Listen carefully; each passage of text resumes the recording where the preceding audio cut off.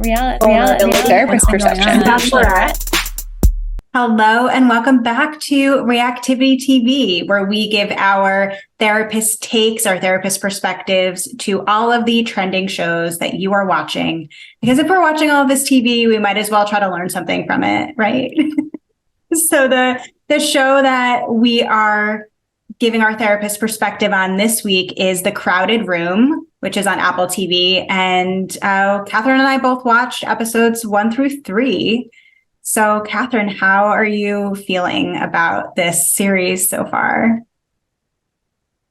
First of all, I just want to say this is going to be our most serious Reactivity TV, probably. Mm-hmm. This is far different from our Bachelor and Bachelorette reviews and reactions. Just a little. Just a little. Even though those are reality TV, this one really was quite emotional and intense. Mm-hmm. So I'm feeling emotional and intense feelings. As you laugh. How about you? Yeah. To lighten it up a little bit. Yeah, I wasn't really sure what I was going to be walking into. I just saw that it was like a really great cast and seemed like a really intriguing story. And it was definitely very intense, a lot more intense than I expected it to be. And it's been kind of sitting with me since I finished it. I think I watched the 3rd episode a couple days ago. And so it's been really weighing on me. Oh, so you've had a little more time to digest it. I finished it last night and then proceeded to have a nightmare after. Oh, God. I can imagine. Yeah. And so I know you said that this is probably our more serious episode. Why do you think it is that's the case? Well, Amy, we're diving into, I don't know what you were going to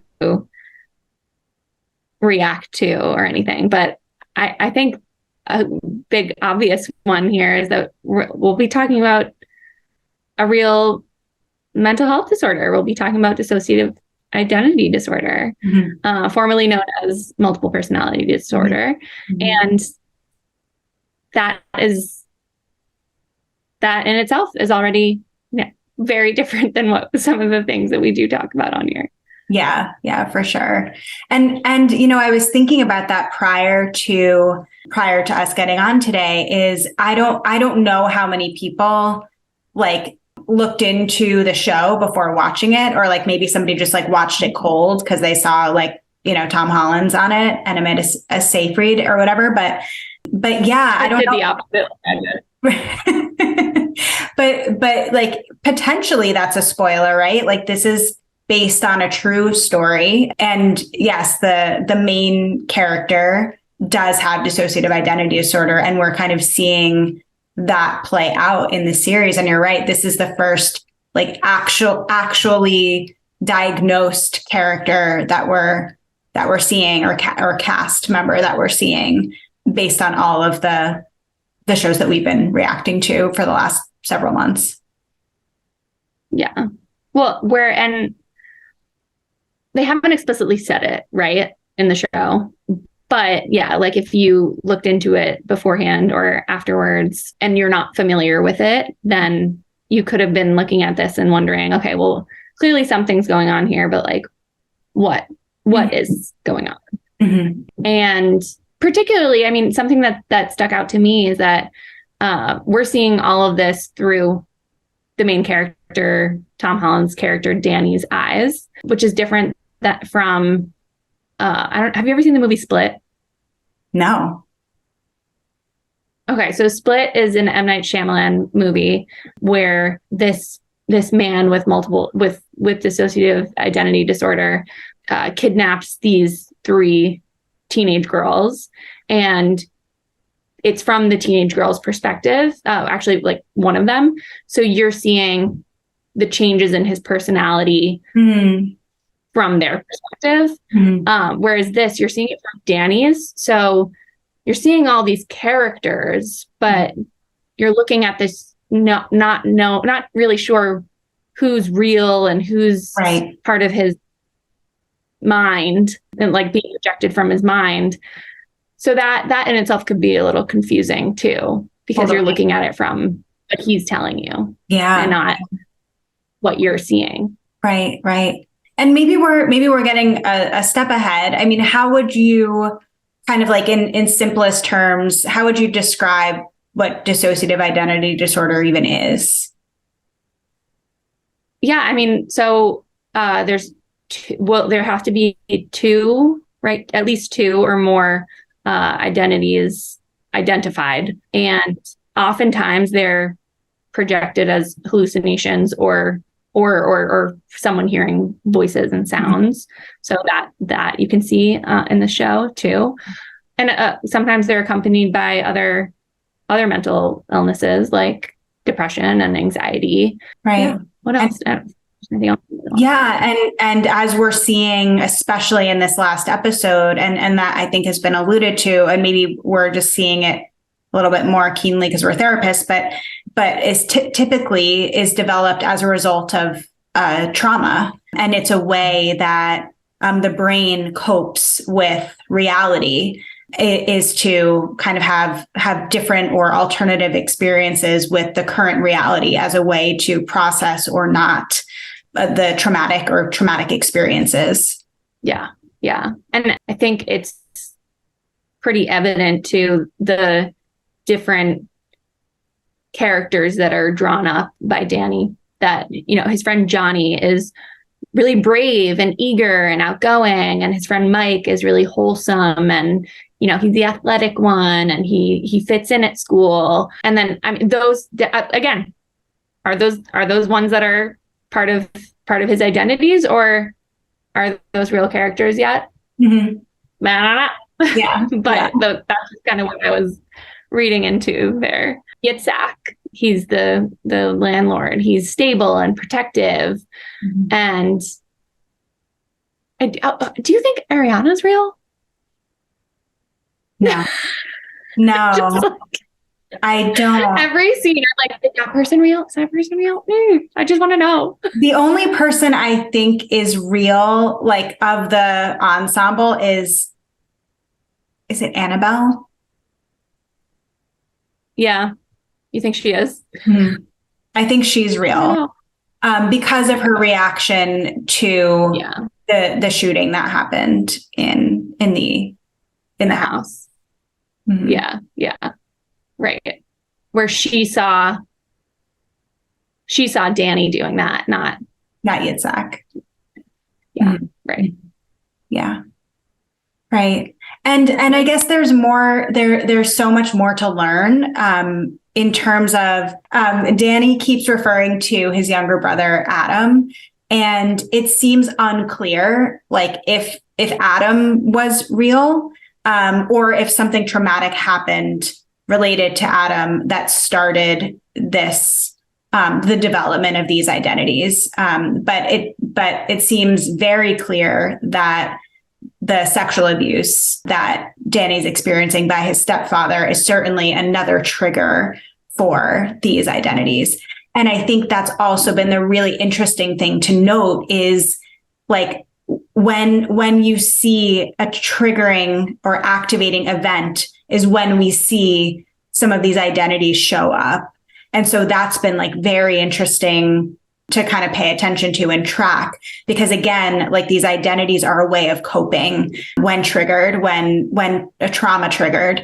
And so the one I'm thinking of specifically is when Danny had moved into the house, and then his mom and stepdad come, and you kind of see Danny cowering a little bit. And then there comes Yitzhak, and he's stands up for Danny, and we see the parents' reaction like, whoa, what is happening right now? But it's like, it was such a clear line, like a link between Danny feeling triggered, threatened, and then this like savior coming in and protecting him.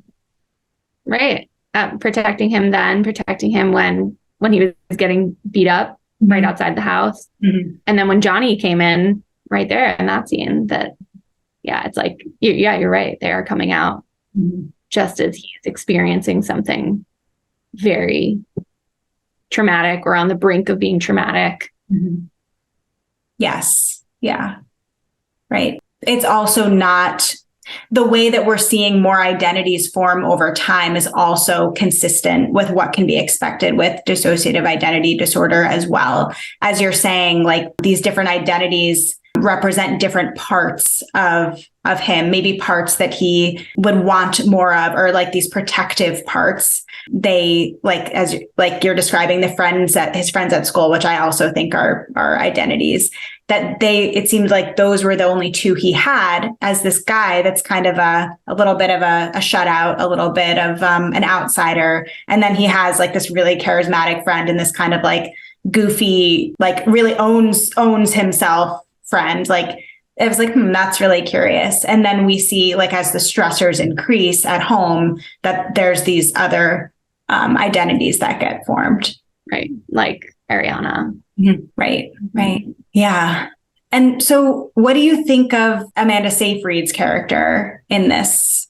They first kind of set her up to be part of the like police force, but it seems that that's actually what her role is. Right. No, it's definitely blurred. She has multiple roles here, but yeah, she is like meant to be interrogating him technically. Mm-hmm. And yet she comes from a very empathetic place in a lot of ways, especially at the beginning. And then you see her really getting tired and getting really restless and like impatient with Danny. I mean, she is like down like this and she's like, her hair is a mess all of a sudden. And she's getting so invested in this to the point where she goes to the house that he was living in and, barges in and tries to find something to give her answers that Danny's not giving her. Right. Yeah. What do you think about that character, about that relationship? Yeah, I think it's interesting. I mean, I don't actually know what her professional role is. I suspect she's not like a detective, that she's probably a psychologist or something. She's a professor and they're bringing her in to help with the interrogation. Yeah, right. And so like, I think it in some ways, like there's a part of me that can relate to her as a therapist when sometimes you see your client like maybe doing something or acting in some way and you're like, God, can you just see this? So like there was a little bit of like, okay, I get that. And part of our role at times, like from like a clinical perspective, is to get our clients to confront their reality or confront a truth in some way. But it doesn't seem, I mean, Danny's defenses are so high, like he is so not ready. And in some ways, like the denial that he has is keeping him safe. And she's like getting, as you're saying, getting frustrated, getting restless. And her questions are very, I don't know, in some ways condescending. Like, don't you think it's strange that you have all these gaps in your memory? Don't you think it's convenient that this perfect best friend showed up? And like, again, like I get what she's doing. But that also, there was a part of me that's like, okay, I can relate to like wanting to ask those questions sometimes. But that's also not best practice. Right. Well, and yeah, she's not his therapist, but like as therapists, yeah, we have to, there's a line between challenging our clients and meeting them where they're at. And we don't know exactly how long they've been working together. And again, yeah, she's not his therapist, but there needs to be more of a rapport built there in order for Danny to trust her and Danny to feel like he can share these things with her. Mm-hmm. Mm-hmm. Yeah. Right. It's so interesting watching this show because I don't know about you, but I have so much empathy for Danny, like despite the fact that like there's this knowledge that he's done like some violent things, but there's so much empathy there because like he is such a wounded soul, like he is such a wounded young man. And so I don't actually know like how the story ends. I mean, I have an idea, but I mean, I'm like anxious for when he realizes that none of this was actually outside of his subconscious, like that like confronting that reality and realizing that everything you thought to be true was not actually true. Like, I can't even imagine what that would feel like. I mean, have you seen Shutter Island? Yes. Yeah. Yeah. It's like that. I mean, there's going to be such a shock to understanding what truly went on versus what you believe to be true. Yeah.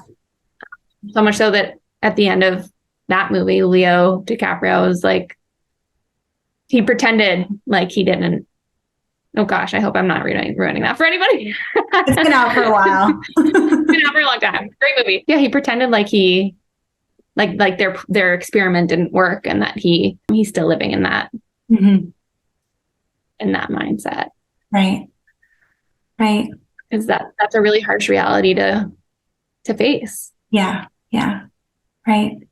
And you know, I wish I had looked this up before we started recording. I'll do it when we're ending. I'm curious about the prevalence of dissociative identity disorder today. And I imagine, but I'm not sure, but I imagine that it might have been higher. It's unclear. Statistics are weird, but at the time that this movie was set, mental health treatment was like not a thing. Trauma was not a thing. And so like I imagine the prevalence might have been higher of dissociative identity disorder. Maybe it wasn't like people weren't filling out surveys or getting diagnosed. So maybe the data doesn't reflect that. But I do wonder about its prevalence today compared to its prevalence, I don't know, 40 or 50 years ago, just given that mental health treatment is more widely